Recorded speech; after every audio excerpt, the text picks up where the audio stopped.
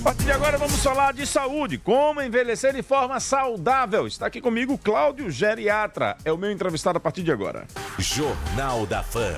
Entrevista. Meu caro Cláudio, primeiro, bom dia, seja bem-vindo aos estúdios da Fã FM. Bom dia, Narciso. É um prazer estar aqui com você, nesse momento que a gente tenha um momento de produtividade e conhecimento. Meu caro Cláudio, primeiro vamos firmar o compromisso aí com a galera. Estamos aqui toda sexta mesmo agora? Sim, com certeza. Todas as sextas o pessoal vai encontrar aqui no Jornal da Fã. Exatamente.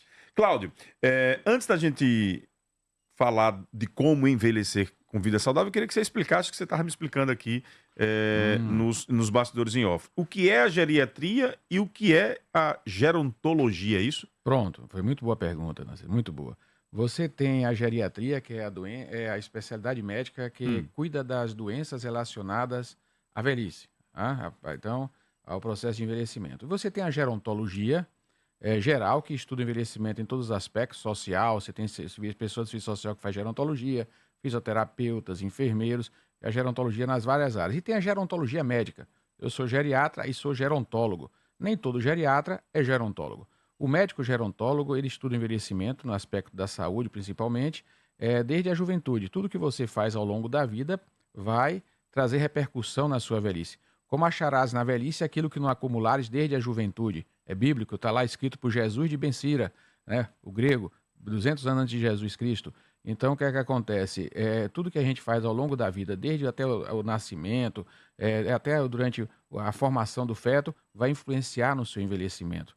Então, a gente tem que aprender isso. E o médico gerontólogo faz isso. E o geriatra cuida dos processos relacionados ao envelhecimento em si. Mas eu gosto muito de fazer essa prevenção e orientar as pessoas. Eu tenho paciente de 20, 30 anos, 40, que já vão se preparar, que é o que se faz no Japão. Por isso que o Japão tem uma expectativa de vida maior, uma expectativa média de vida que ultrapassa os 80 anos, e a gente no Brasil ainda está na faixa dos 75, 76 anos de idade. Por que se formou essa cultura no Brasil, na sua opinião? Rapaz, nós tivemos alguns erros. Em 2000, essa questão da gerontologia mesmo. Em 2002, houve uma decisão do governo federal junto com a Associação Médica Brasileira, AMB, uma comissão, que definiu que nem todo geriatra mais precisaria ser gerontólogo. E aí passaram a formar e fazer as residências médicas somente com geriatria, e não mais com a gerontologia. Isso trouxe um prejuízo, porque a gente focou o tratamento e não a prevenção.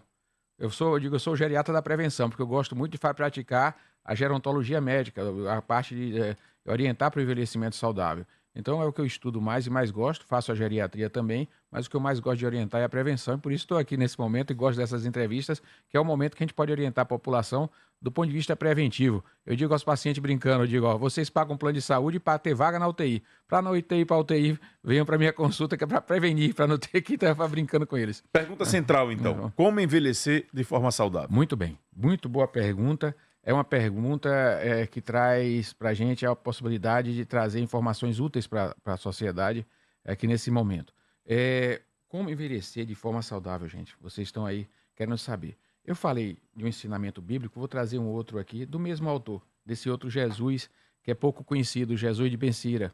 Ele tem uma frase que é muito interessante, coincide o que ele falou na Bíblia há milênios, justamente com o que a ciência traz hoje. Eu vou fazer essa relação, esse nexo, para vocês não esquecerem dessa informação que é muito importante. Jesus de Bencira, ele diz assim, o grego na Bíblia, em Eclesiástico, não te lances sobre tudo que se serve, pois o excesso no alimento é causa de doença. E aqueles que não têm temperança não conseguem prolongar a sua vida. Ou seja, as pessoas que comem de maneira errada, por compulsão, não faz uma alimentação balanceada, elas não conseguem prolongar a sua vida. E hoje a ciência, esse camarada foi um gênio, a ciência hoje, ela realmente traz uma correspondência disso. Desde a década de 40 do século passado, nós temos já pesquisas mostrando que a restrição calórica é o que realmente é eficaz para prolongar a vida e trazer saúde. Então, as pessoas que comem de forma mais saudável, com menos excesso de calorias, elas vivem mais. Então, uma dica é evitar o excesso de calorias, evitar o excesso de carboidratos, de calorias vazias, que hoje se fala. A questão do jejum, que se pode fazer, principalmente à noite, comer menos, realmente aumenta prolonga a vida. Coincide com as regiões de maior expectativa do mundo, as zonas azuis, esse tipo de alimentação moderada, ponderada, em que as pessoas aprendem aquilo que os antigos ensinam, fique com um pouquinho de fome, não coma tudo, né? Quando você sentir estar se alimentando, fique ainda sentindo que ainda precisa comer um pouquinho mais e pare. Isso realmente tem fundamento. Isso ajuda a prolongar a vida. Esse é um ponto. O outro ponto para prolongar a vida, se eu estiver falando muito, Tarcísio, Não, fique à vontade, estou ouvindo as explicações. O outro ponto é a atividade física moderada. Não precisa ser intensa. A atividade física excessiva, ela pode fazer mal também, né? Vai aumentar o tamanho do coração, vai lesionar articulações. Então, você vai acelerar o envelhecimento dos tecidos se você faz ela de maneira estressante, com produção de muitos radicais livres. Então, a atividade física regular, moderada e, se possível, prazerosa, em que você tenha uma socialização, um esporte, uma atividade em grupo. Isso é muito bom, garante uma adesão maior, né? E as pessoas vão ver mais. Lembrar que a atividade física de maior adesão a longo prazo, já tem estudos mostrando isso, é a caminhada. Então, se você nunca fez uma atividade física, pode começar fazendo uma caminhada, certo? Se possível, acompanhado com um parceiro, até só, né? E você vai ver que com o tempo você vai começar a ter vontade de fazer mais. Então, a gente tem a alimentação, a caminhada, a gente pode detalhar tudo isso depois, em outros programas, que tipo de exercício, que alimentação, entendeu? Para a gente trazer um sono saudável, dormir bem, sem medicamentos com tarja preta, ou hipnóticos, que hoje é uma epidemia, né? Está acontecendo, o pessoal usando muitos Qual é o tempo desse sono saudável? Esse tempo saudável, a gente nasce dormindo 16 horas por dia. À medida que a gente vai envelhecendo, a gente vai precisando de menos horas de sono. Então, você chega a uma faixa etária, às vezes, vamos dizer, de 50 anos, que você tem 7 horas de sono é o suficiente para se sentir restaurado. Outras pessoas já estão aos 70, 80, às vezes dormem 5 horas, já se sentem restaurados. E reclamam, às vezes, de insônia. Às vezes não é insônia, é ociosidade. Deitam 10 horas da noite, acordam 3 da manhã, 4 e acham que não conseguem dormir mais, estão com insônia. Não. Estão ociosas, não têm uma atividade para fazer na madrugada. E aí começam a tomar remédio para dormir, que é um erro. E aí podem ficar com risco de queda, essas coisinhas todas que, em relação ao idoso, a gente pode falar dessas particularidades em outros programas. Então, a gente tem que ter um sono saudável, sem tarja preta. Tem várias alternativas. As pessoas que têm ansiedade, não usar sedativo. Você tem alternativa de medicamentos que não são tarja preta para diminuir a ansiedade e levar ao sono. Tem várias causas de insônia. Então, procurar um sono saudável, sem medicamentos que tragam prejuízo. Né? Aqueles medicamentos fitoterápicos que ajudam a controlar a ansiedade, você tem que tomá-lo várias vezes ao dia ou pouco antes de dormir? Qual é o conselho que você daria? Tem pessoas que dormem bem, ficam tranquilas tomando só uma dose à noite. Né? Diminui a ansiedade, desacelera aquela sensação de ansiedade e consegue ter um sono natural. Existe liberação de fitoterápicos aprovados pela Anvisa, cientificamente saudáveis, com indicações que podem ser utilizados, sim, com segurança. Então, fitoterapia é uma das coisas que eu faço há muito tempo.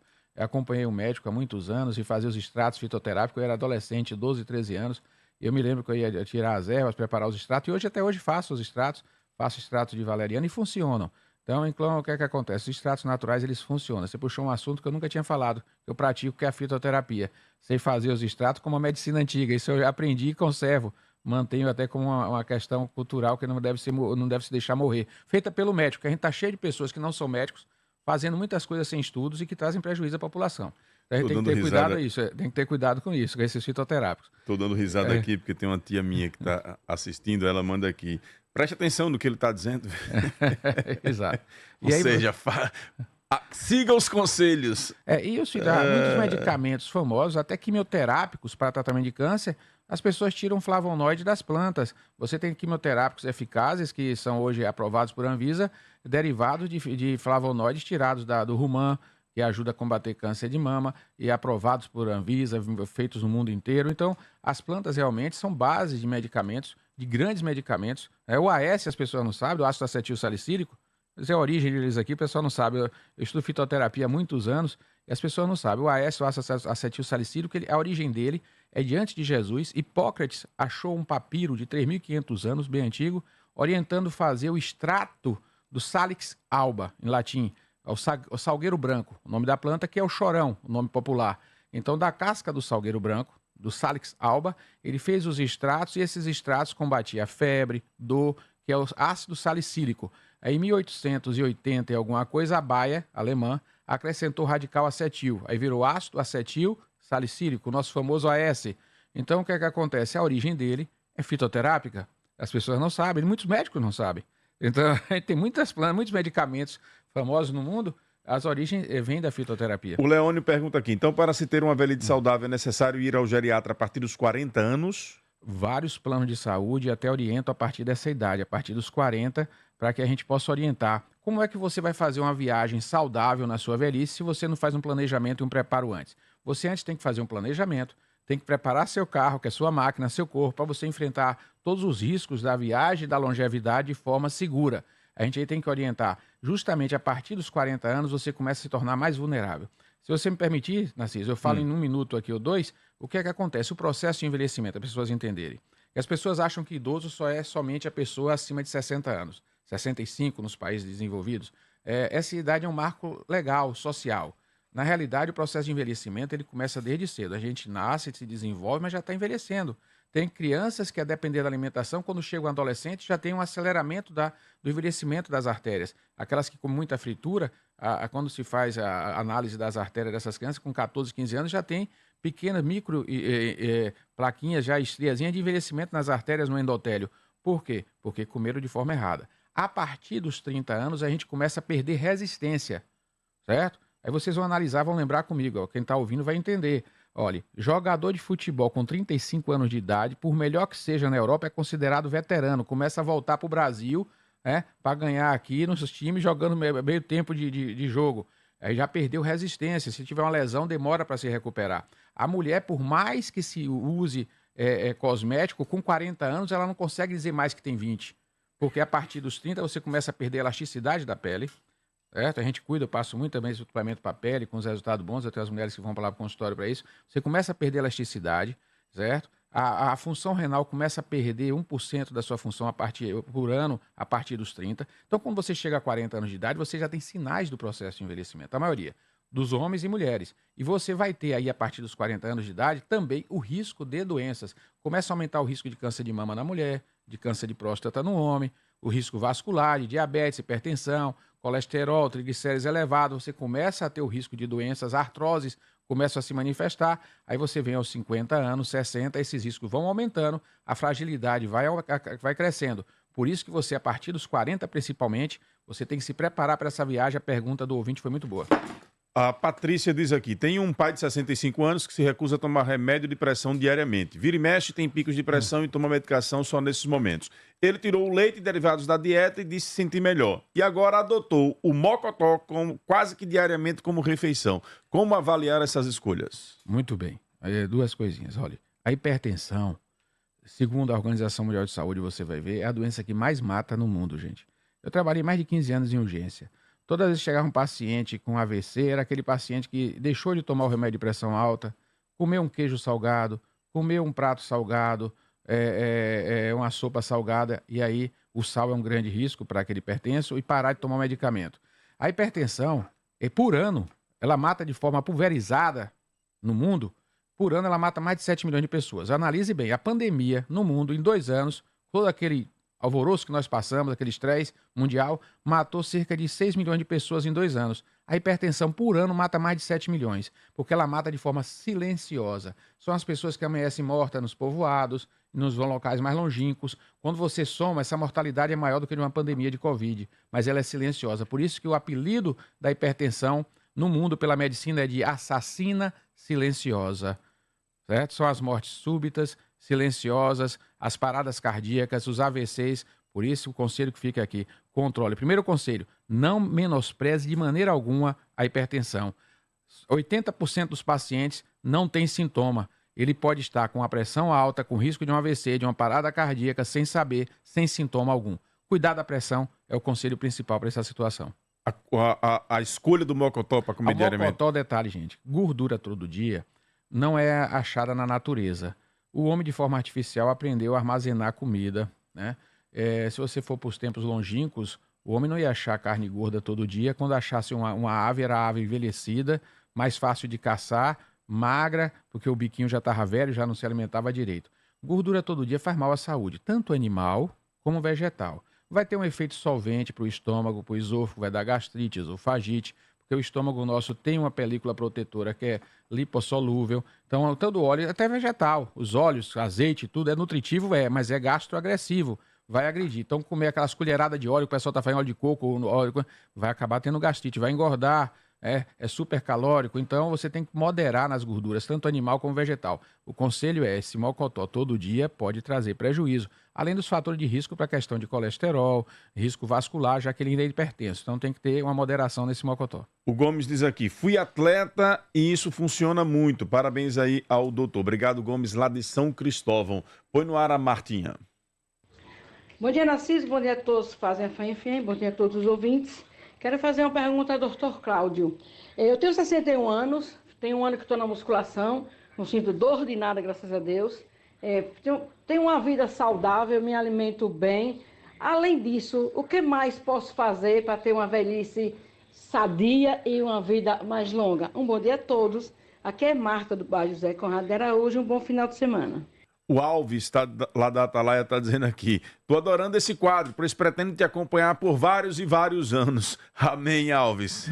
À vontade, doutor. Muito bem. Primeiro para a nossa amiga, ela está de parabéns, buscar o conhecimento.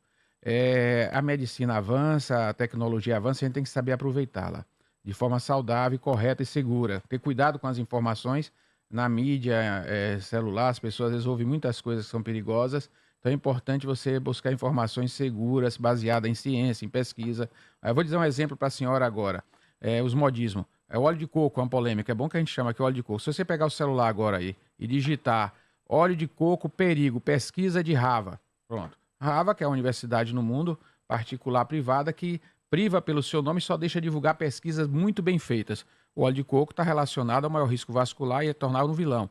As pessoas chegam no consultório há anos, eu tenho observado, né? Estão chegando mais obesas, com colesterol elevado, por causa do modismo do óleo de coco. O doutor Lai Ribeiro, que falava do óleo de coco, ainda não explicou, que ele disse que Harvard é a melhor pesquisa do mundo, não voltou atrás e não explicou essa pesquisa, porque ele traduziu alguns livros e isso virou um modismo no Brasil. Então tem que ter algum cuidado com os modismos, que eu vou dizer para minha amiga. Ela está bem. Manter a atividade física, o conselho para ela, manter um bom sono, a dieta com restrição calórica saudável, o máximo possível, cuidado com os modismos, pesquise bem antes de entrar em modismo e manter sua paz, que é uma das coisas que a gente não falou aqui, quero aproveitar, deixa dela, evitar estresse, não assumir responsabilidades que não sejam suas, certo? Tentar manter sua espiritualidade elevada, sua paz, porque é fundamental também nesse envelhecimento saudável a prevenção de estresse. Diene Celestino diz aqui, pergunte a ele qual a avaliação que ele faz sobre o uso da cannabis medicinal.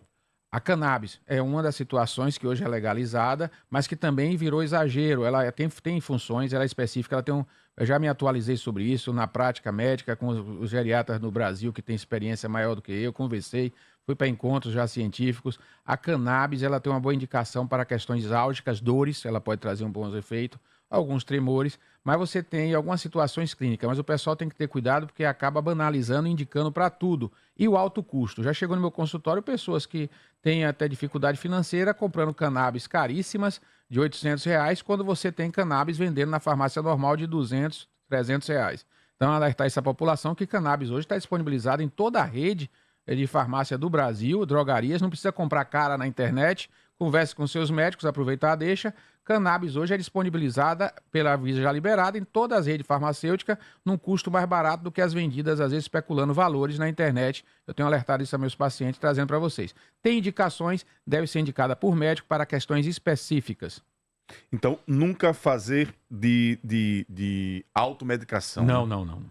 Mesmo sendo um produto que vem ganhando fama nesse contexto natural. Tem que ter o controle, inclusive a receita azul, aquela receita dos remédios Tarja Preta. Ninguém vai comprar cannabis sem indicação médica, não pode. Perfeito.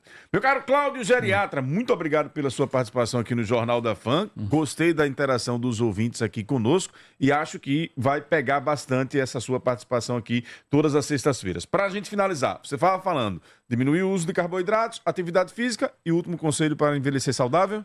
Muito bem. Lembrar, gente, que religião está relacionada à maior longevidade, certo? As pessoas que têm religião vivem mais. Por quê? Porque o pensamento positivo, a fé, ela é essencial para a prevenção de estresse, para enfrentar as adversidades. E quero finalizar com uma frase minha, que eu já coloquei no final de um artigo, se cultivares fé, mesmo no inferno, paz colherás. A paz é fundamental para o envelhecimento saudável, é um envelhecimento tranquilo, e é importante você ter fé para enfrentar os problemas, você acreditar que pode e aceitar aqueles que você não consegue resolver. Então, esse pensamento, essa forma de pensar, a gente pode adquirir com o tempo, com sabedoria, e ela é fundamental para você viver mais. Então, um abraço de fé para todos vocês e para Narciso aqui também. Para a gente finalizar aqui, Magna está certo. querendo saber, Magna Santana, as comidas típicas dessa época e o nosso maravilhoso cuscuz, pode comer todos os dias? Muito bem. O excesso de carboidrato deve ser evitado. Você pode comer com moderação, né? A gente falando em carboidratos, nós temos base de carboidratos, você pode comer raízes, você tem que ter cuidado com os farináceos. De detalhe aqui, por exemplo, a aveia. Né? A aveia, em vez de comer a farinha, comer ela em flocos ou farelo. Algumas dicas aqui. E o cuscuz, você não evitar excesso, porque ele pode se tornar uma caloria vazia, né? Um excesso de calorias sem trazer grandes nutrientes. E cuidado com o que se coloca com o cuscuz. Evitar o ovo frito. A gente pode falar de fritura no próximo programa, o perigo das frituras. Né? Então, evitar colocar alimentos fritos junto com o cuscuz, que aí o prejuízo é maior. Não pode fritar o ovinho com uma colherzinha daquela manteiguinha vegetal, Rapaz, não? isso é rico em radicais livres, acelera o envelhecimento. Qualquer fritura, ela só perde para o cigarro, acelera o envelhecimento. Que notícia. É uma dessa das químicas sexta-feira. terríveis que a gente tem na cozinha, não se sabe. Ana Cristina está dizendo aqui, tá tão bom que não deveria terminar agora, deveria durar mais. Aí vem o Sandro de Miro, nosso diretor, e diz aqui, pergunte a ele se beber de quarta a domingo faz mal também. Bom, se for água, não faz não. Agora, se for excesso de álcool, pode prejudicar. Ai, meu Sandro, Deus que eu mandei do um céu. abraço. O Almeida está dizendo aqui, me pergunte a ele o que eu faço para evitar o azulzinho. Para evitar o azulzinho, bom, a gente tem que analisar clinicamente como é que está o nível de testosterona, de estresse. A gente pode falar sobre a questão essa da saúde masculina em algum programa aqui. O homem tem que ter um cuidado para ter uma boa noite de sono, para produzir muita testosterona. Ele tem que fazer atividade física, tem que evitar o estresse, tem que evitar alguns alimentos que a gente pode falar aqui no próximo programa para manter uma boa sexualidade. E aí não precisar do azulzinho. A parceira também tem que saber estimular o parceiro. A gente pode conversar sobre tudo isso aqui e trazer orientações para uma sexualidade mais saudável. Mas você tem alternativas além do azulzinho, a gente pode conversar aqui também. IMC é importante para verificar sempre nessa idade? Pergunta aqui o professor Raimundo de São Cristóvão. Sim, o índice de massa corpórea é importante. A obesidade é inversamente proporcional ao tempo de vida.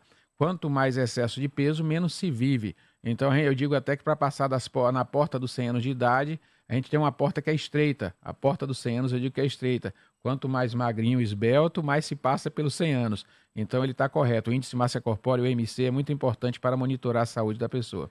A proliferação do Tadalafila, preocupante? A depender das situações. O que é que acontece? Gente usando de automedicação para melhorar desempenho na vida sexual. Às vezes, o que é que acontece? As pessoas se empolgam, já tive pacientes, o efeito colateral maior, às vezes, é o excesso de esforço numa atividade física, numa atividade sexual que não estava condicionado, trazendo risco até cardíaco. As pessoas têm que fazer uma avaliação cardiológica, um teste ergométrico, homem, avaliar seu coração, porque às vezes ele fica até empolgado numa atividade sexual nova, pelo efeito do medicamento, que faz esforços além do que ele está acostumado, e você vai ter, às vezes, um desfecho não adequado. O medicamento diretamente só quando ele interage com outros medicamentos, alguns poucos, que pode trazer efeitos colaterais. Mas não é tão arriscado como se pensa, mas o ideal é a pessoa olhar antes sua saúde, a relação do medicamento com outros que ele usa, principalmente para hipertensão, conversar com seu médico antes, cautelosamente. Tem outro áudio? Então vamos lá. Narciso, eu pergunto a ele com relação a refrigerantes e sucos artificiais aí, qual o mal aí para a saúde. Fique à vontade, doutor Cláudio. Muito bem. Você tem sucos e refrigerantes, o perigo grande que nós sabemos primeiro, as pessoas que estão acima de 40 anos com maior vulnerabilidade e risco de cânceres. Conservantes, né? Você tem a quantidade enorme de benzoato nos refrigerantes. Em lata, esses refrigerantes ou sucos em latas, você tem um revestimento de epóxi. É um revestimento, uma película que bota-se para revestir as latas. Falo para aqueles até que bebem cerveja também. Sandro de Miro falou nesse instante da bebida. Cuidado com as latinhas. O ideal é, se você for beber alguma coisa, preferir garrafas. Até para quem gosta de beber a cerveja, aqui o conselho. Você tem um revestimento que é perigoso, que com calor libera o BPA, bifosfonol, que já tem pesquisa, já tem regulamentação já no Brasil sobre isso, que o excesso de bifosfonol ele traz mal à saúde, ele aumenta o risco de cânceres e deve ser evitado. Então, você tem nos enlatados um perigo maior. Independente de enlatado, todos essa alternativa de alimentação hídrica, que é sucos e refrigerantes, eles vêm com conservante. O ideal é o suco natural, feito na hora, né? Onde você vai aproveitar todos os flavonoides, todos os antioxidantes que tem no suco e favorecer uma longevidade saudável. Preferir o suco fresco, feito na hora. O Moisés Bezerra diz aqui, gratidão, show de bola, parabéns pela entrevista. A Martinha está dizendo aqui, cadê ela aqui? Mandou mensagem, chegando mensagens aqui de outros grupos, já vai tapando a gente. O Almeida agradeceu pelo conselho que você deu, pelo ele parar de tomar azulzinho, ele disse que vai marcar uma consulta para ir lá fazer a avaliação. A Marta diz aqui, amei esse quadro, pois é um tema super importante. Como o médico disse, ter fé, pensamento positivo e cuidar bem da saúde mental e força para enfrentar os obstáculos. Obrigado, Martinha, pela participação e interação. Cláudio, já pegou, viu? Já virou compromisso, já pegou, a galera gostou, então até sexta-feira. Vamos lá. Valeu, Narciso. Eu gostei também.